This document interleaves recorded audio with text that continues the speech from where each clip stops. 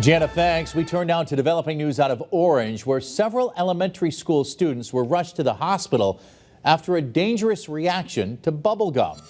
Western Mass News reporter Matt Satilli now joins us live in Franklin County with that story. Matt. Yeah, Chris, I'm here outside Dexter Park Elementary School. This is where at least 10 kids were sent to the hospital because of extremely hot bubble gum.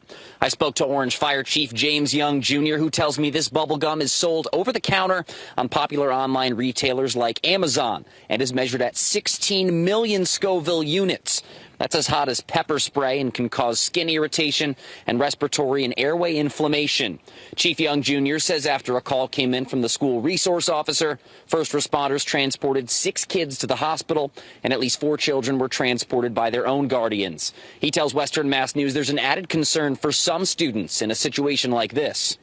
The thing that we worry about is students with underlying medical conditions such as asthma or pre-existing respiratory conditions.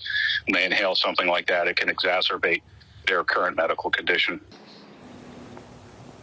I also spoke with one woman here who says her daughter was one of the 6 children taken to the hospital in an ambulance. While she did not want to be featured on camera, she says her daughter only smelled the gum and her cheeks were extremely swollen and red. But luckily, she's already home from the hospital. Coming up at 10 and 11 later tonight, we'll have more from parents here and also find out what school officials have to say.